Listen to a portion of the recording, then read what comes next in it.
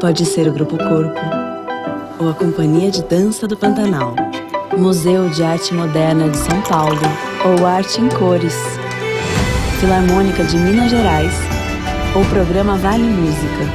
Onde tem cultura, a Vale está. Dos projetos que todo mundo já conhece, até aqueles projetos que todo mundo precisa conhecer. É valorizando essa cultura que crescemos e evoluímos juntos. Com o apoio do Instituto Cultural Vale, a arte popular é destaque no Maranhão. E o nosso papel é fazer com que elas sejam conhecidas, valorizadas. Vale, transformar a mineração hoje é transformar o amanhã de todos.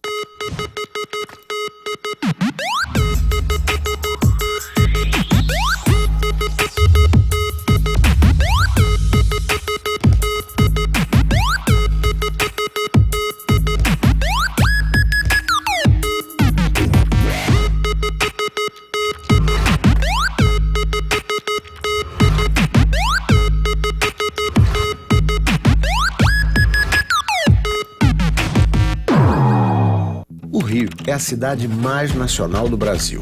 É por isso que as Olimpíadas foram no Rio e a final do Mundial também. O Maracanã é nacional, a Sapucaí é nacional, o Rock em Rio é no Rio, mas é nacional. A TV Globo nasceu no Rio, mas virou nacional. É natural que o jornal O Globo seja um jornal nacional, porque ele é a cara de um país cuja cara é a do Cristo Redentor. O Globo, um jornal nacional. Ministério do Turismo e Associação Casa Azul apresentam 20ª Flip Festa Literária Internacional de Paraty. O projeto conta com benefício da Lei Federal de Incentivo à Cultura. Vale Mais Cultura. Tem patrocínio oficial do Instituto Cultural Vale. Patrocínio Itaú. Copatrocínio O Globo. Apoio Esquilo, Macmóveis, Prefeitura de Paraty, Globo Livros, Unigel, CQSFV Advogados e Oceana. Concepção Associação Casa Azul. E realização Secretaria Especial da Cultura, Ministério do Turismo, Pátria Amada Brasil, Governo Federal.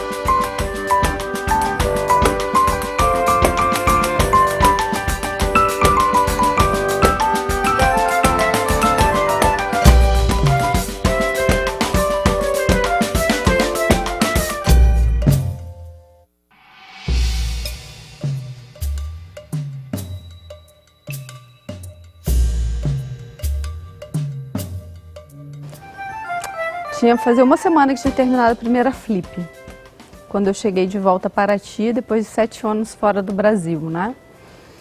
Então, a Paraty que eu encontrei foi uma Paraty totalmente diferente da que eu tinha deixado tempos atrás, né? Mas o mais impactante para mim foi toda a efervescência, né? Toda a alegria que a primeira flip deixou em Paraty. Então estava todo mundo falando de flip, de festa literária, flip, festa literária, e todo mundo encantado com o que tinha acontecido. Parecia que tinha sido um toque de magia assim na cidade, né? Que tivesse jogado um monte de purpurina, assim, estavam todos brilhando, com os olhinhos brilhando disso que tinha acontecido. Me tocou. Eu acho que toda aquela purpurina, todo aquele brilho que estava nas pessoas, veio aquele brilho para mim também. Foi aí que eu abandonei de fato a ideia de ir para o Rio, para São Paulo. E falei, e pensei, pô, se várias pessoas vem para Paraty para morar aqui, porque eu que sou daqui, fiquei tanto tempo fora, não posso ficar aqui, não posso morar aqui na minha cidade que eu tanto amo, né? E foi aí que começou a minha história na Flip. Minha história na Flip começou um mês, acho que depois que aconteceu a primeira Flip, né? Então eu saí uma menina e voltei a uma mulher, né? Então isso foi muito impactante.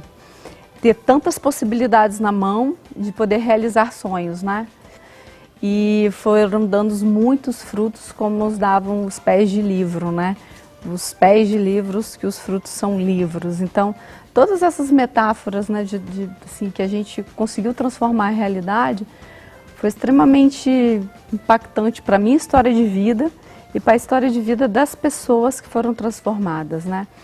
Todo esse universo Flip que mexe com a gente de uma forma muito profunda e transforma a gente em outras pessoas. Flip 20 anos. Vidas que transformam lugares, que transformam pessoas. Escreva conosco essa história. Faça parte da rede amiga da Flip para continuarmos transformando juntos os próximos 20 anos. Acesse flip.org.br e faça sua doação.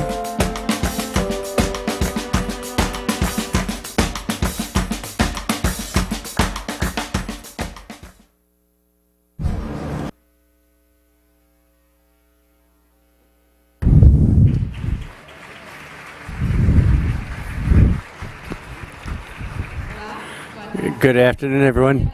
I'm reading an excerpt from Ursula by Maria Firmina dos Reis, who has opened our path. Dear reader, the book I here present to you is humble, insignificant, and will certainly meet with the cold indifference of some and the mocking scorn of others. Yet I bring it to light, blinded neither by illusion of becoming famous nor by the pride of being an author. I know this novel is worth little because it was written by a woman, a Brazilian woman, moreover with little education, without the refinement and experience of illustrious men used to discussing, advising, and correcting others. This woman has had very little instruction, knows only her mother tongue, and isn't well read. In sum, her intellectual capacity is practically null. Therefore, please welcome among you my shy and timid Ursula, a novel that has no natural charms, embellishments, or artistic elegance. Do not scorn, but rather support it in its tentative, hesitant steps, so as to encourage its creator. And with such encouragement, she will cultivate her craft and write something better. Or else, may your warm and encouraging welcome serve as an incentive to other women writers who, possessing brighter imagination and sharper instruction, and having received a more rigorous liberal education, are perhaps even shyer than this author.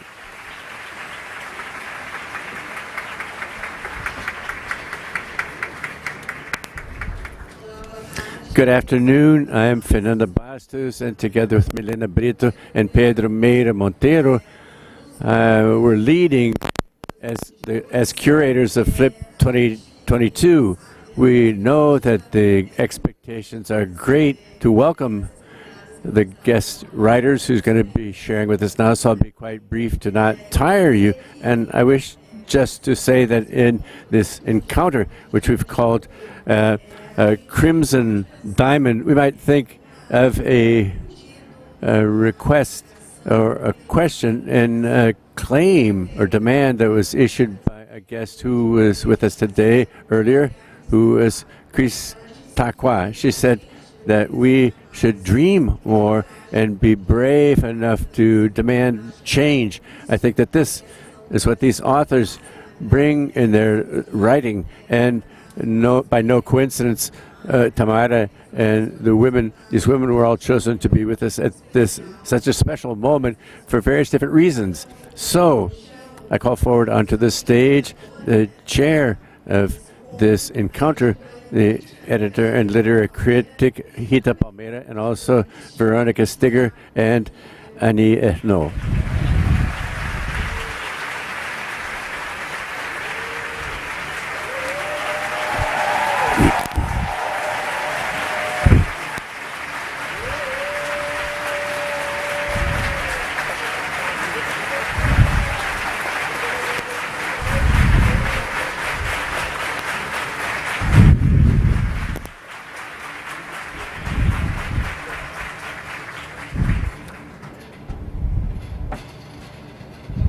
Good afternoon. Before we introduce our guest writers, I'm afraid that I might forget later that we're going to have to change the protocol a little bit as we leave. We're going to request that the audience to remain after the end of the roundtable for Annie Ernaux to be able to leave calmly and safely for the book signing later. So please don't get up at the end of the roundtable. Wait. Veronica said that she's going to do a dance number or something to entertain you here on the stage. Tamara and myself, she agreed to do a dance number with me on the stage. Okay, now fine. Good afternoon, one and all. It is a huge joy, truly immense.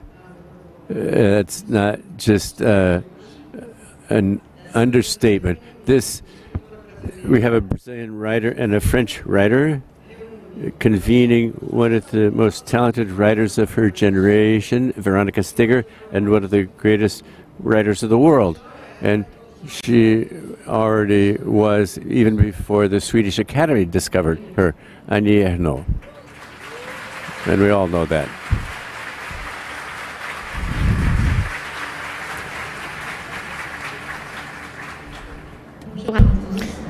Good afternoon, everyone. It's such a pleasure to be among you, and I really hope that we will pass a wonderful hour together with Veronique, and we will talk about literature, and we will talk about life in general, because it's all one and the same.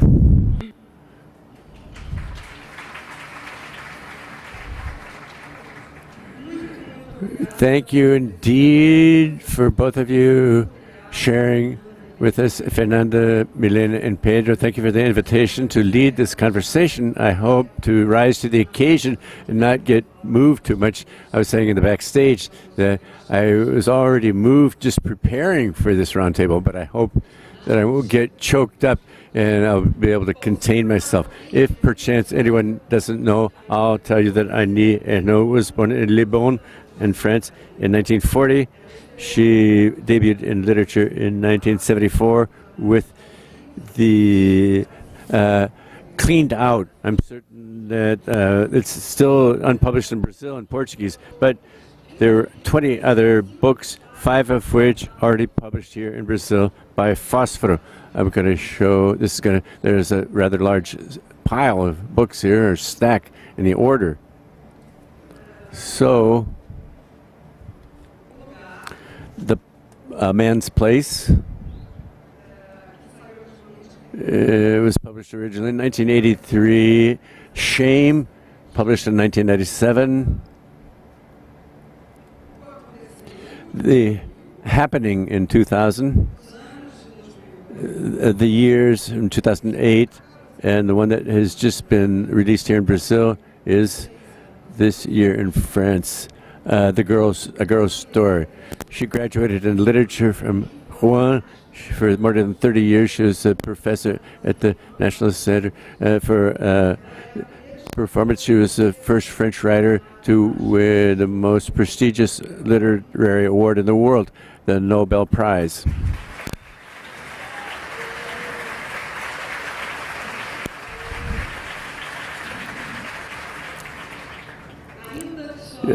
Although her work reached with some delay to Brazil, it became such a fever that it was common in not so far back in 2021 that people asked, what is your favorite Ernaux book? The Years and others that had already been launched in long discussions why one was better than the other. And the latter was better than the former. I commented earlier before learning that O Globo had referred to her like that a kind of Ernaux mania had been created around her, but it would be odd to talk about her work, about her in such terms, given the elegance of her literary form that she created, because she did create a literary form, way of narrating, and the elegance in her, and who found her walking around and strolling around Paraty. This is a moment where I normally get moved and choked up. But she took photographs, heard reports from women who identified with her stories, and especially attention to these women and to the students and the booksellers. She was moved when she heard of an employee of a restaurant in the town who asked to take a break and have a day off to attend her roundtable. She showed, and I'm quoting now, courage and a clinical acumen with which she unveils the uncanniness and the collective experience with personal memories. These were the words that she used to justify her award from the the Swedish Academy. Her Ernaux's work means unveiling, done by the friction between the place of origin and the place of arrival, home and school, parents and the world. Conversing with Annie, the Gaucho writer, Veronica Stigger, who lives in Sao Paulo, one of the most authorial voices of contemporary Brazilian literature, and her inventivity and transiting between the various different genres, the dismantling and recreating them, and this poetry, short stories, plays, and novels. What stands out is her humor, her keen humor, and her mordacity, and her keen wit and intelligence. Her transit between literary genres appears in her career as well. In addition to an award-winning writer, she's also a teacher, curator, and art critic. And now I need to talk about, amongst her several different books that have been published, several different published books amongst which Canons with Jacques Naïf, awaiting a new edition since Kozak Naïf doesn't exist anymore. Opisani, Zuiata, how is the sign language interpreter going to translate that?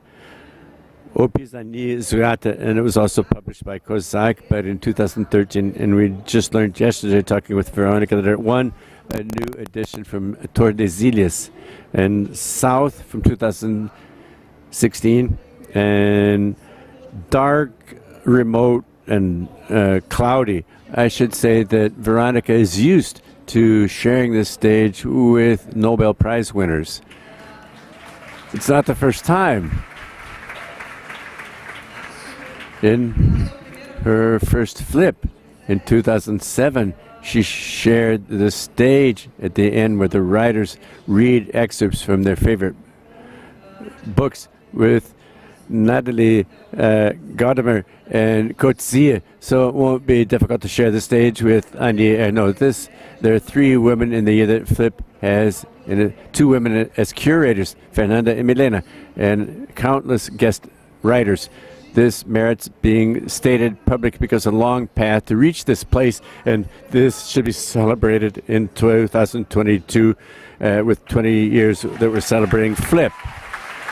And with so many wonderful writers here, women writers, and the 2 curators and these 3 women on the stage. Now, nothing more fair than to celebrate this, turning the floor over to people who know all these steps. I'm going to ask the first question of Annie, and then we'll begin our conversation. Annie, you're welcome to Flip, to Paraty.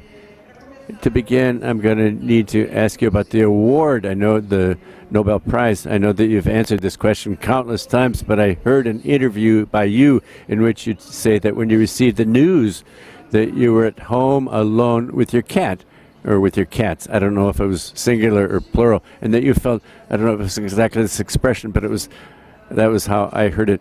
You felt divided because you were in your kitchen taking care of your cat and your things, and at the same time you had just won the Nobel Prize.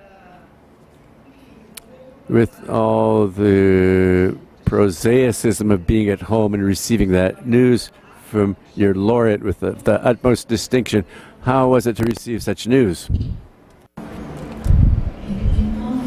Well, really, it was surprising, but it was really in my kitchen where I actually understood that I had, won the Nobel Prize. On the radio, there was a broadcast in the little radio I have in my kitchen. I have 2 cats, and they were just walking around me because they wanted to get fed. And then I heard my name, and at that moment, there is a certain it's like a detachment, a division. that happens within me, because I am there in my kitchen where I'm normally at, and then there's all of a sudden there's something that it's as if the world was opening before me, and I was all tiny and little and fragile with this enormous award that is really something so heavy to carry. And I also read, and we talked about this a little bit earlier, that you feared that the Nobel Prize would steal your old age from you. Old age, you said, needs to be lived because it cannot be remembered, because there's no after old age. As we remember our youth, we can remember our youth when we reach old age. And since, as you already said, to live is to write, is the Nobel Prize stealing time from you? Well, listen, it won't really steal my old age, so to speak, because I am at an age where we know very well that it's not like 40 years ago, that I have so many years ahead of me. So to me, it is just a matter of continue to live and write. And I have the impression, at that moment, I had the impression that everything that happened to me and everything that happened to me after the Nobel Prize, that maybe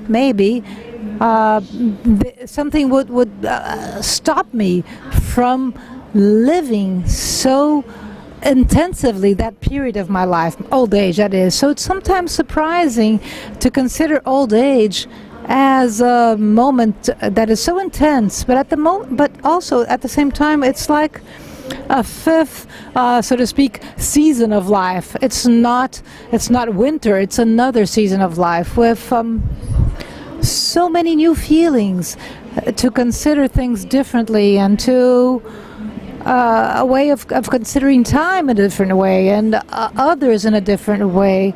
And at the same time, it's something that is so rich, and it's not only like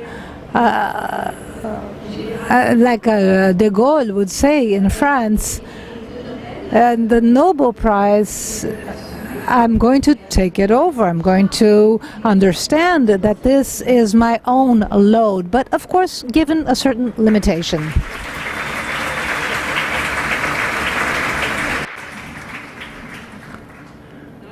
In Veronica's work, this is close to Annie. She also becomes a character in some moments. For example, and Veronica, I'd like to ask you to comment on two different stories that are in two different books of yours.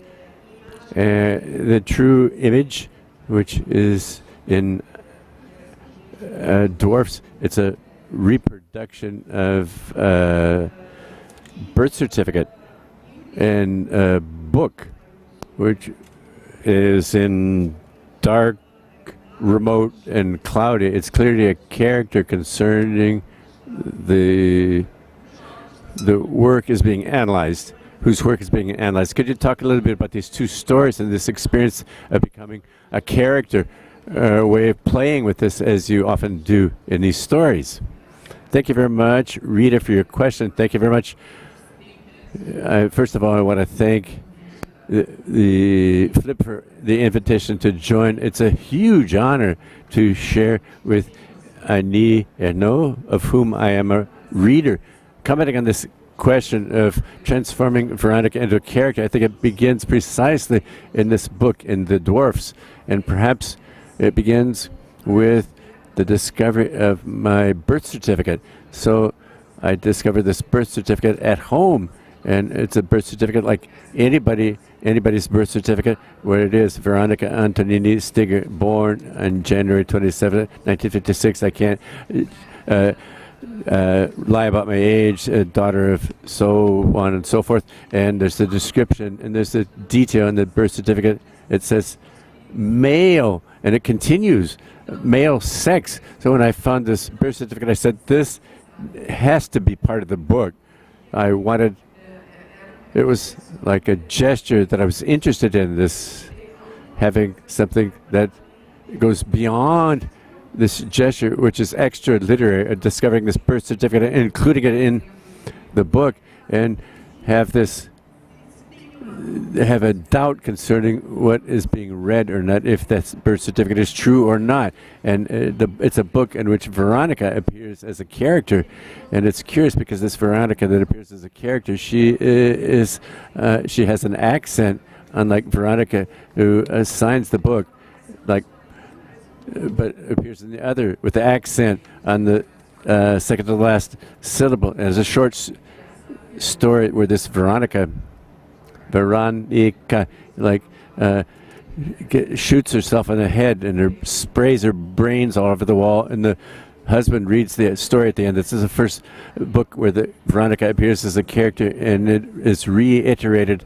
There is the Dwarfs is from 2010, after which in 2016 I published South, which reiterates in a sense, and this reiteration takes place through the image on the cover. It's me as a young girl, and it reaches the book, which is a short story, which is my last book that was published, which is dark, remote, and cloudy. It emerges from an invitation to give a lecture concerning actually, it was a series of writers, and we had to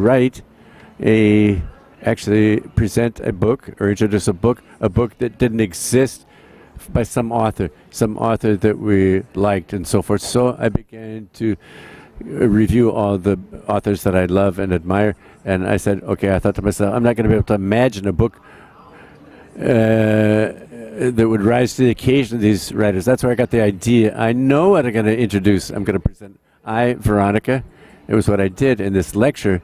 I decided to present a book written by Veronica Stigger, which at that time had disappeared for 3 months. I had been seen for the last time in the Guarulhos airport in Sao Paulo. So initially, there was the first moment when the book is read before it enters this book.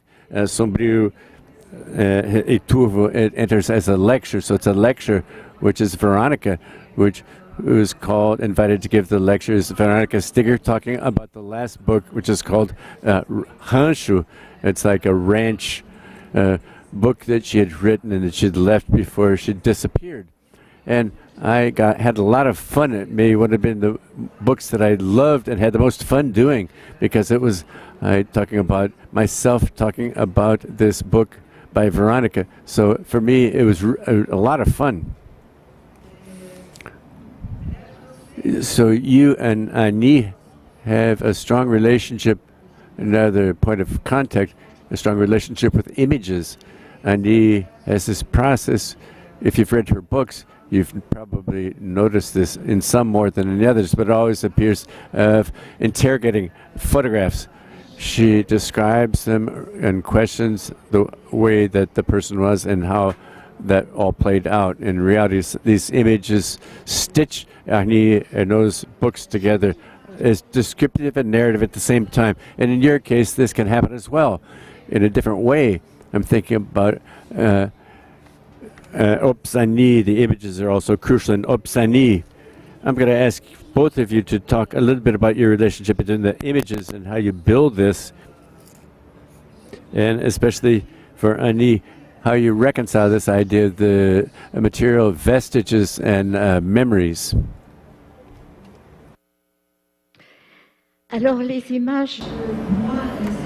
Images, for me, what I'm interested in is also on my first books. What really interests me are the pictures. Pictures, my parents' pictures, myself. But above all, and mostly from my parents' pictures, because these were realities which say many things, and they talk about the body and the body of work that has to do with my parents. And they also bring back not only a certain time and how people dressed, and but also not only how we dress, but when we are in a certain status, and but above all, it's the social environment we find ourselves in. These are just evidences of a reality which allowed me to have a starting point, or to start writing based on these evidences, and to be able to detach many things, or maybe understand many things regarding people's lives. In the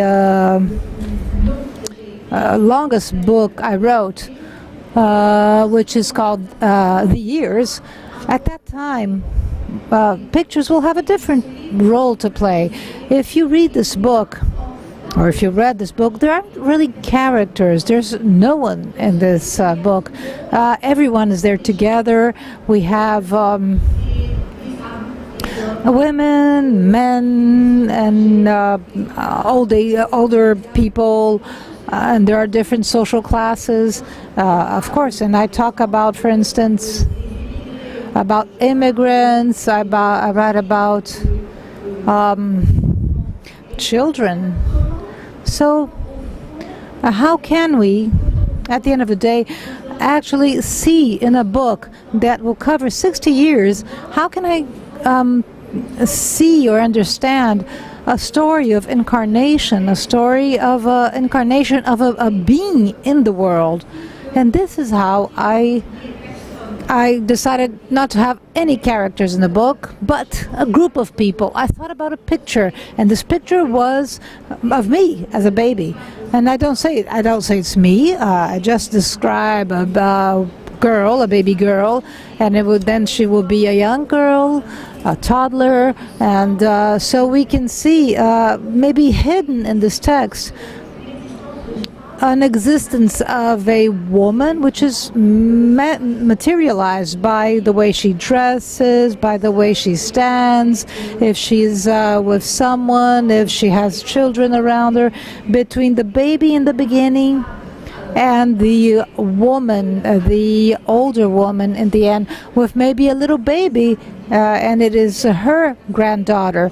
And we see 60 years have gone by, and maybe 6 years of a life, but also 60 years of world history. So this is well, let's say it's just something that starts from a real evidence paper document, but also has something to do with the writing that has to do with the real world.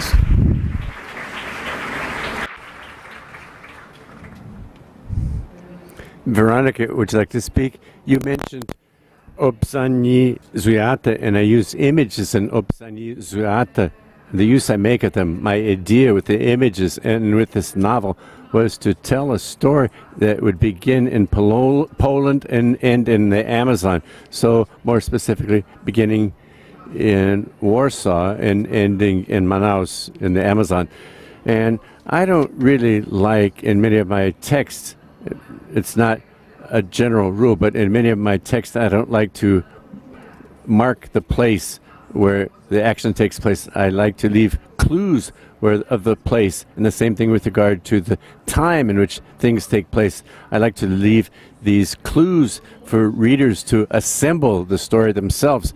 And in Obsani Zuiata, in a sense, both the place and the time are marked extensively by these images which are included in the book. And what are these images? It begins with photographs of Warsaw because it takes place on the eve of the Second World War. So in Warsaw, at that time, just before World War II, and the book ends with the pictures of Manaus. But they're not the only photographs that we have in the book.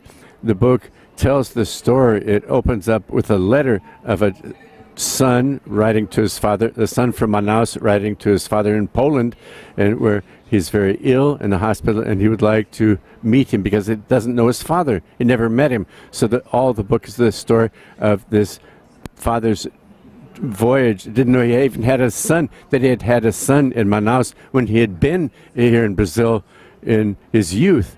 And so the book tells this story. Actually, most of it takes place in this movement of this character who is called Polka first by train, then by ship, and then when he arrives finally in the Amazon. And I wanted to mark this voyage with several different. I would like for the context, the setting of this voyage to take place through these photographs and small texts there over the course of the book, which are texts that are extracted from a travel diary that he receives at the beginning through another character that he meets, basically his son's same age, which is Boppy. It's through these images, not just these photographs from Warsaw and Manaus, but also postcards from the ship and the menu from what is served in the ship, and advertisements from that era, and a number of advertisements from newspapers and some newspaper stories. So it's through these, they're not things that are merely illustrative, but they're there precisely at the service to serve the narrative. They create this context for the narrative. But also there's another use of the images, talking more quickly, as I just quoted, for example, in South, the other book, Sul, South, it is part of that collection of contemporary authors by 34. 34 is always a picture on the cover of the books. I asked for this photograph to be mine of when I was a child, precisely to be able to emphasize identification, which I would like for the readers, in a sense.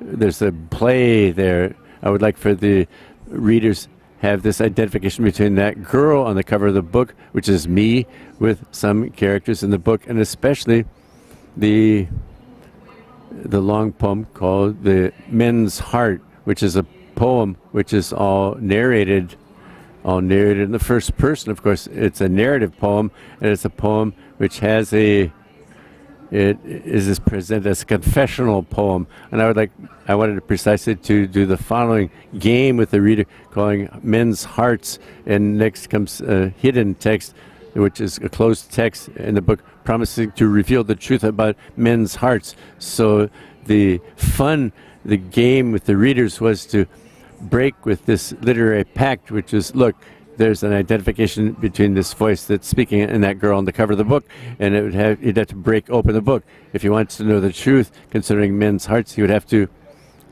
buy the book. I was going to ask you later on precisely about men's hearts. Okay, no problem. We can talk about that later. We can come back to that topic later.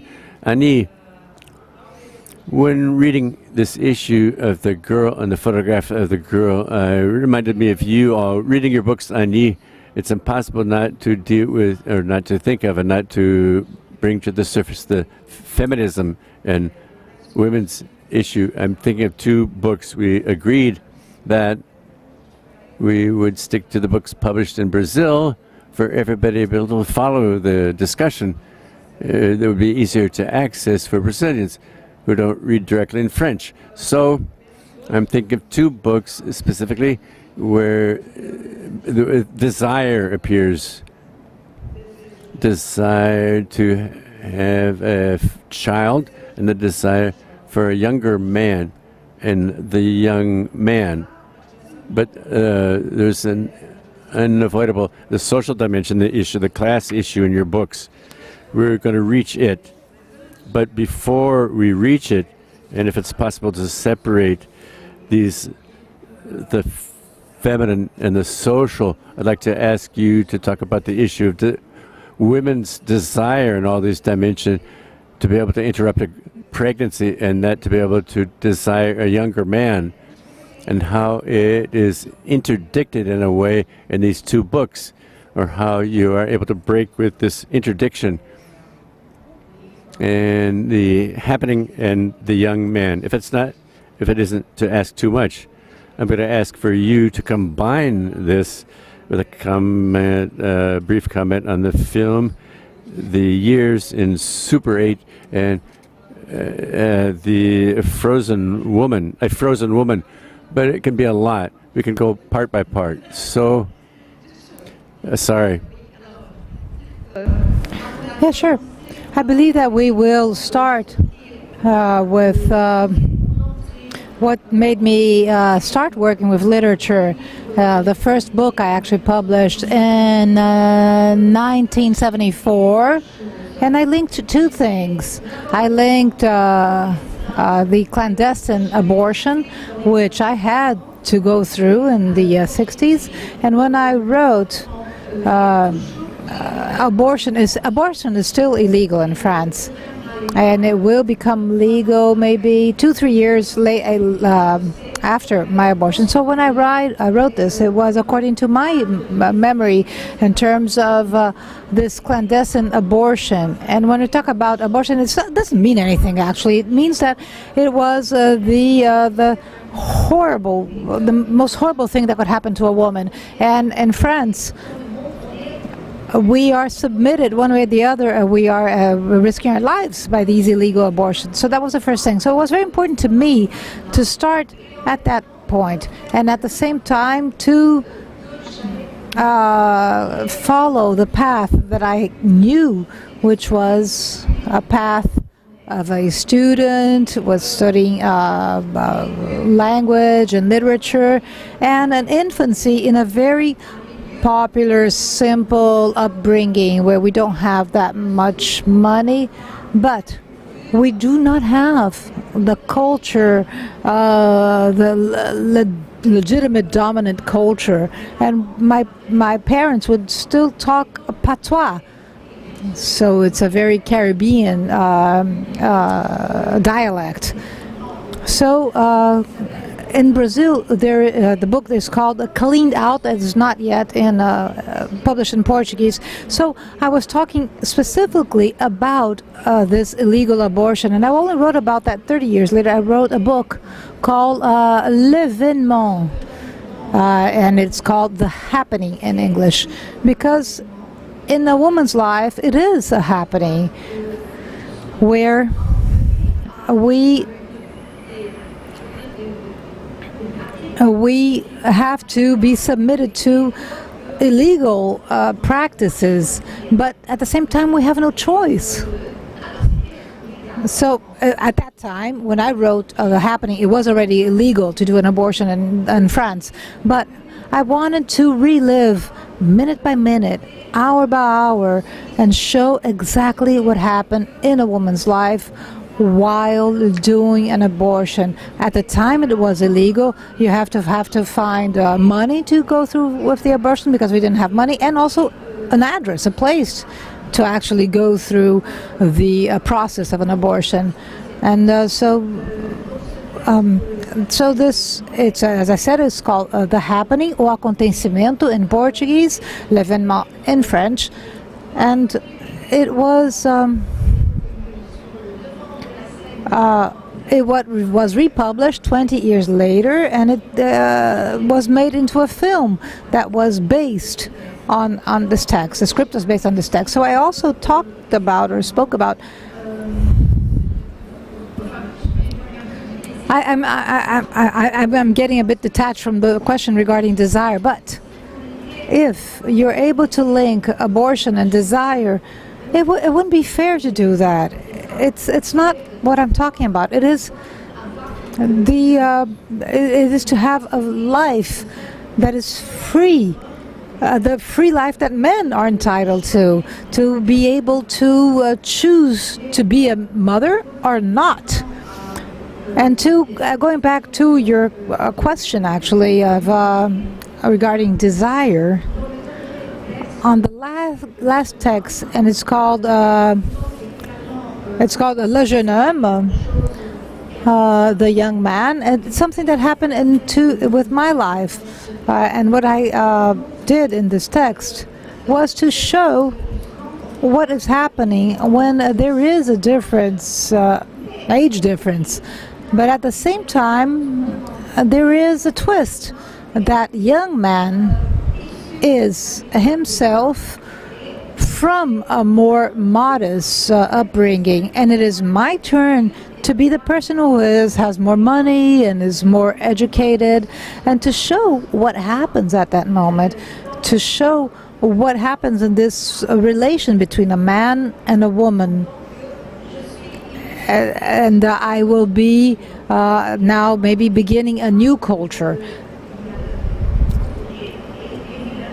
what is extremely important in all of this, is that for a woman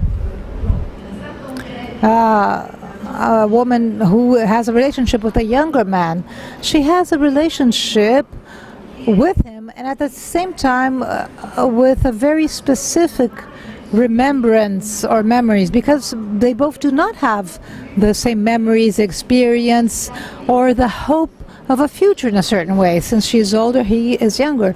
So these are the things that I would like to talk about in my writing. This is what I do in all my books and all my work, and this is what I do still in the last book I'm writing, which is quite short, and I hope you will read it.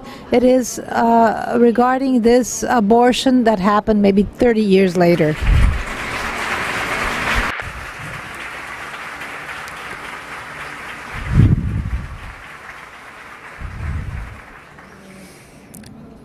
As you were speaking, I remembered the very end of this book. I hope that it's not a spoiler. I don't want to spoil the pleasure if people haven't read it yet, but it ends like this. It was autumn, the last autumn of the 20th century. I realized that I was happy to be able to enter alone and free into the third millennium.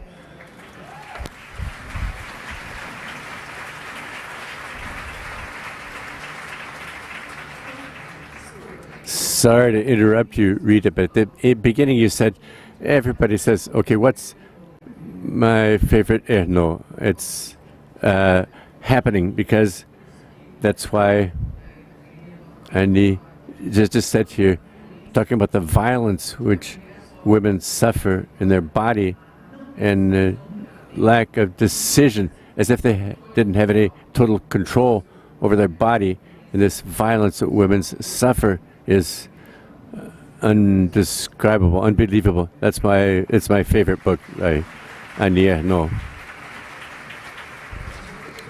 I should have asked you that. That was a shortcoming. It's curious because it was right at the beginning, before the happening was published, as soon as the first books of hers, the first two published here in Brazil, and there was this dispute, and when and he won the Nobel Prize. This came up again in the social networks on Twitter. What was the best Ernaux book? I am going to ask Annie, please, now continue my huge, long question, which was to ask you to talk a little bit about the film. I don't know if everyone had the opportunity to attend. It was during Brazil's match against Serbia, but the movie house was packed nevertheless. Annie's son made this film, and by her, and there are a number of images, family pictures in Super 8 images, and they create a narrative. She narrates the film itself. Could you tell us a little bit about this, because that's where there's the issue of women and desire, becoming a writer.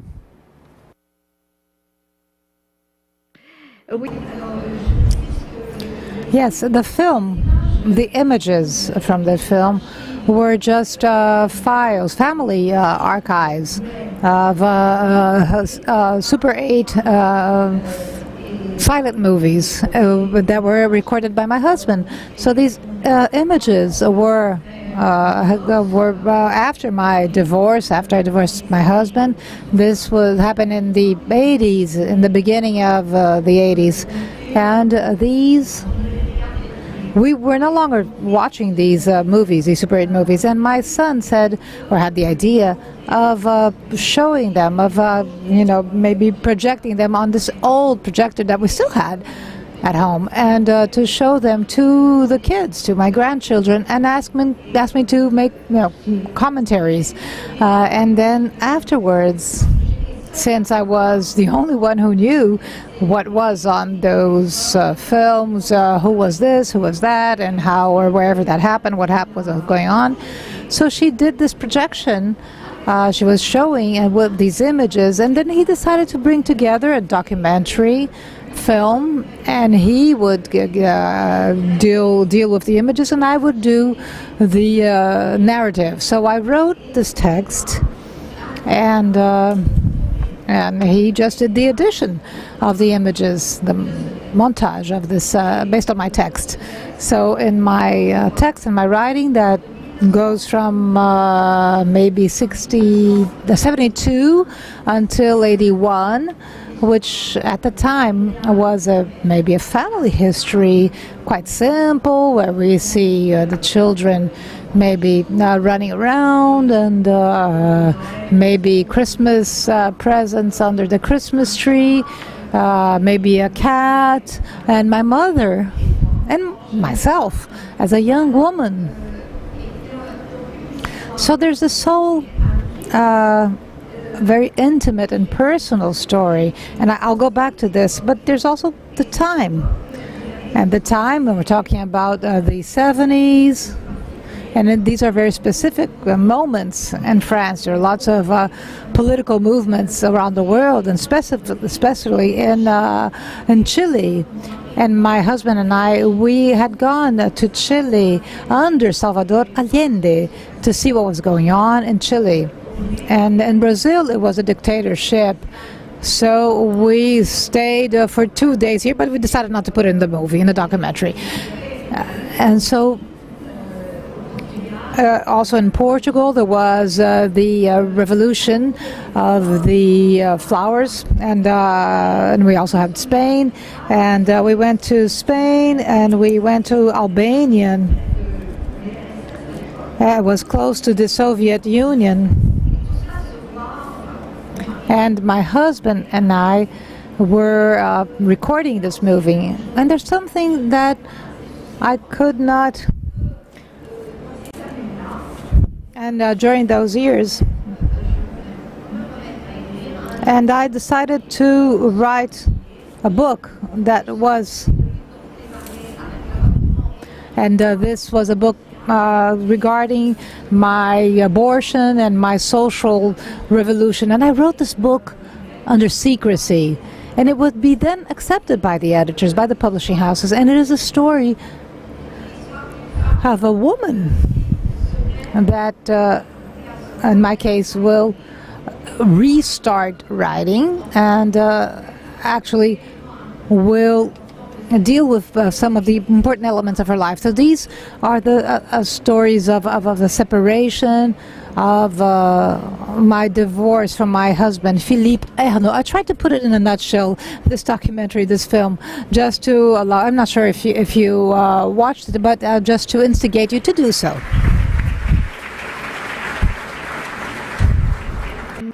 I could imagine that it was difficult, since it was this book that was being written in secret, after waiting and submitting it to the publishing house.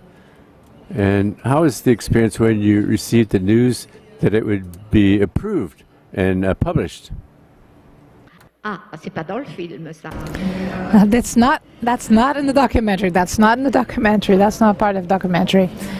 Well, we don't record everything around our lives, anyways. So, of course, it was truly something bewildering to me. It was bewildering because I said I was going to unveil things that were extremely strong, violent, intimate, with regards to my husband and with regards to my mother who lived with us. So it's as if it was a very autobiographical, and it was, of course, very dangerous, risky. And when something happens, I decided to move forward, and I had written the book, and it's something that belonged to the world. It was a reality, and I decided to take responsibility, and I guess I was right to write it in secrecy, because if I had not done it secretly, I believe I would be less free, and I felt completely free, because I had no idea if this book would be published or not. I had this desire of going all the way to the end, and so this was a book that was really a rupture where I break away with the life I found myself in, and I prepare myself for another life.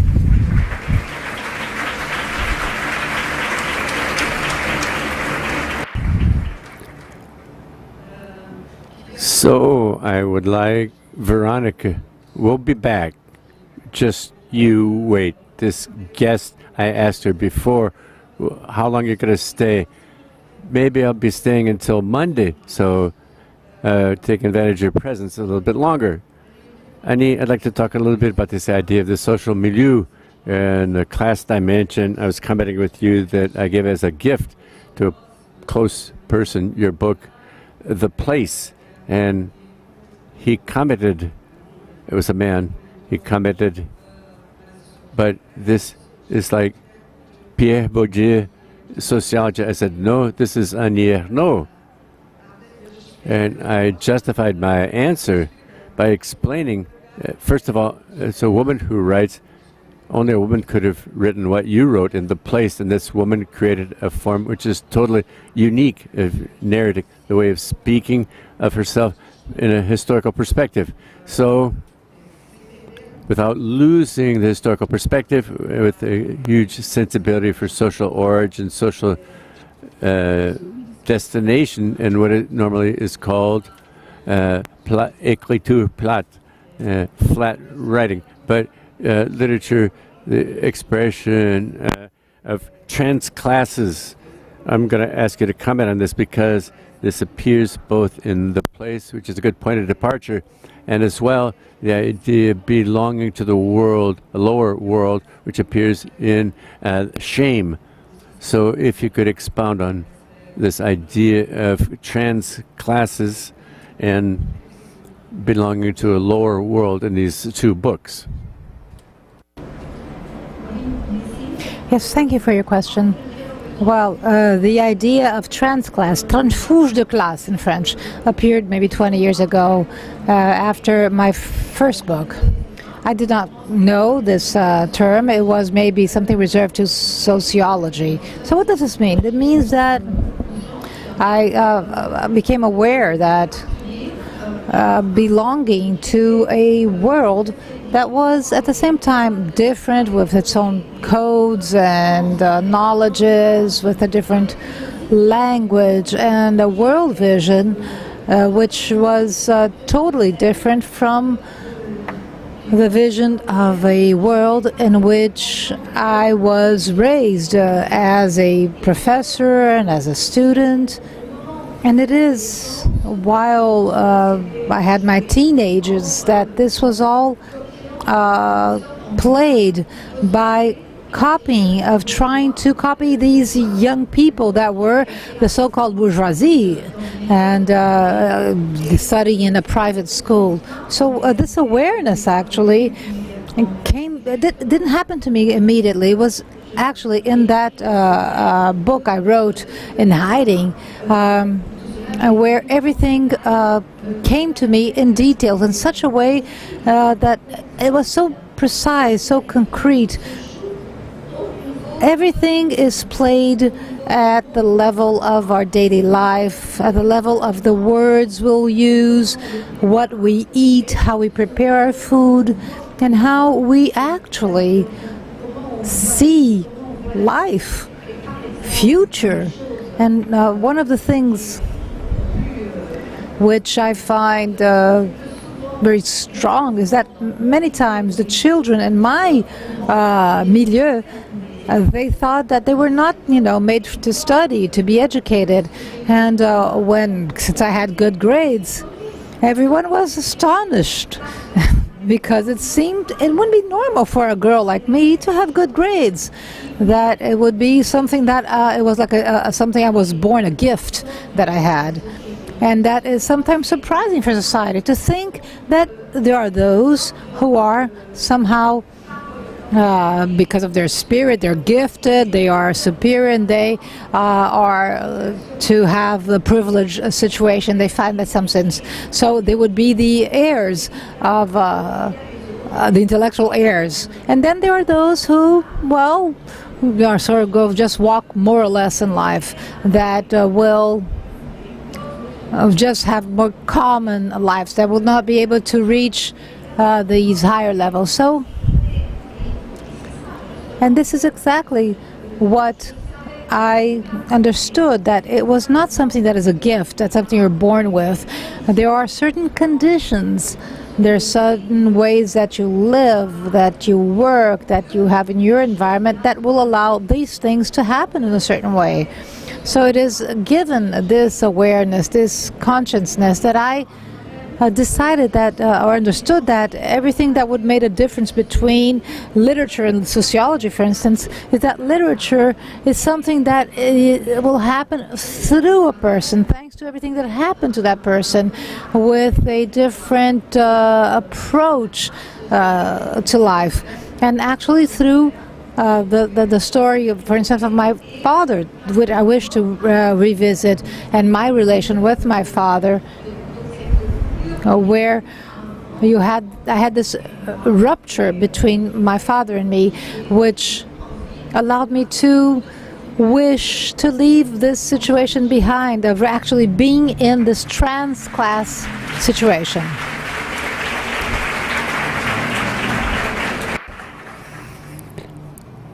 So we've received a question from the audience.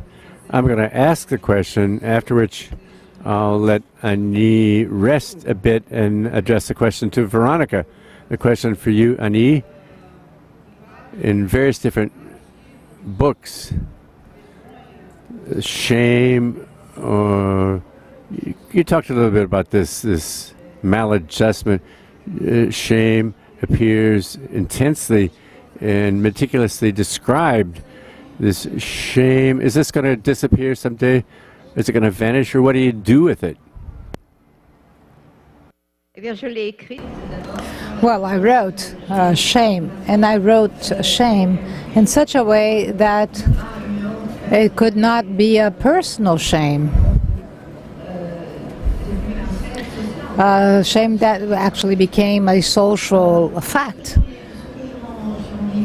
What I believe in is that I can experiment shame still, but not that much nowadays.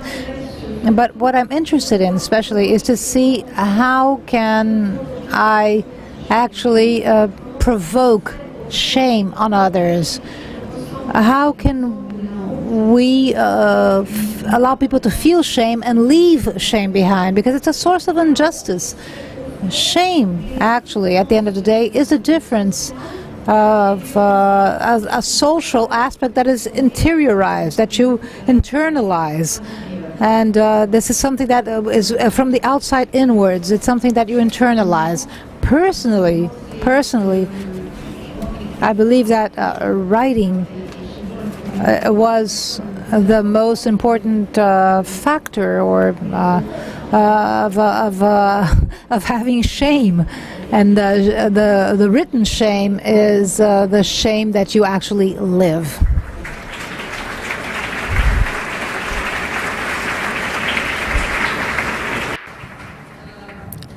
I'm going to pick up on that question and adapt the question that I had for you about the text that you've already spoken about, which is precisely this idea of maladjustment, which appears in men's hearts, because this is a poem which, in fact, it's a Veronica plays with genres, and based on an experience, in school, where there's an interpretation of Snow White, the Snow White story, and the character plays the role of the mirror.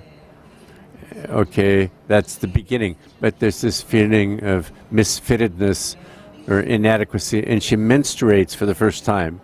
So there's this idea that things are completely out of place. Could you talk a little bit about this?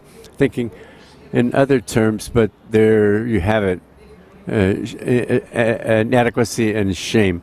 when you said that you were going to ask about men's hearts, I was thinking to myself, there are things to talk about it, because at the end of the day, it's not just simply the play, the game is not simply in being a confessional poem.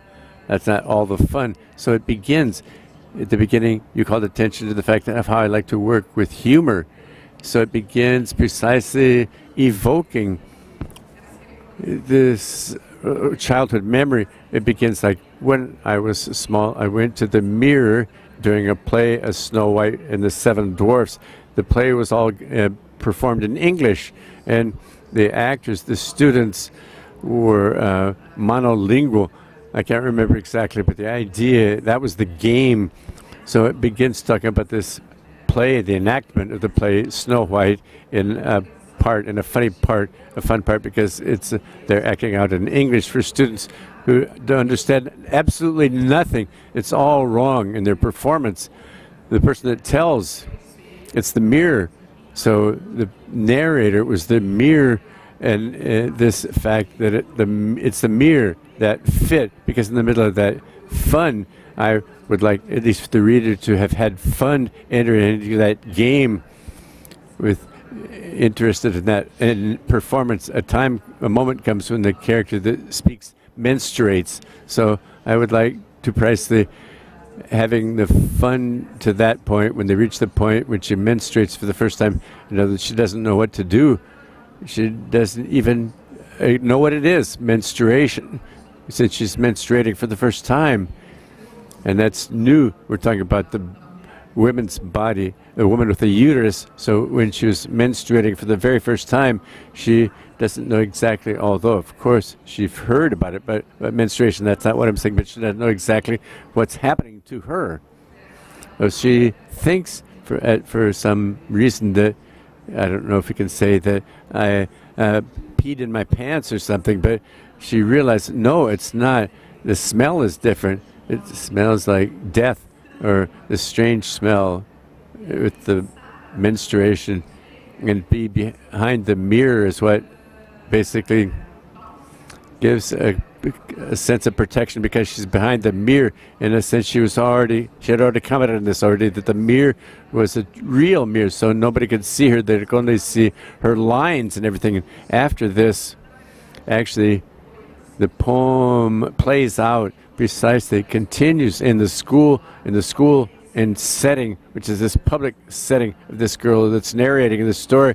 It continues for some other moments in the school, but it's precisely the moments in which she menstruates again in bothersome situations, uncomfortable situations, in situations where that blood which leaves her body, this blood which leaves her body, as I said, from the woman's body who has a uterus, it becomes, in a sense, uncomfortable, although it's absolutely natural. It's something that just happens every month, but it's something that causes some shame or embarrassment, because based on that we realize how certain aspects connected to women, especially the woman's body, which still create discomfort in society, as if this body is still not completely adequate for living, and of course completely adequate, quote unquote, in society. Precisely working on this tension of this woman's body, and this, as if there were no room or space for her in the society. I don't know if that was clear or not. Okay. I was surprised here with an announcement that actually we've run out of time, but I'm going to do the same thing I did yesterday and not obey. This is civil disobedience with the flip team, because I want to ask a last question for Annie, but please, I'm going to ask for people to remember to stay sitting in the auditorium as soon as she finishes speaking, because we need to do what I explained at the beginning, to get her out to the bookshop. And Veronica will do her dance number on the stage to entertain you all. Annie, I want to ask you, because I know that there were reactions in France to your award, the Nobel Prize, as if you did what you do is not literature, and signs of a kind of male chauvinism. Let's be open and honest, veiled or not. I would like for you to say a few words about, with your final words, to close this roundtable. Thanking you and Veronica straight away. Thank you. It's just too bad we have to finish on this note. But, well, yes, there were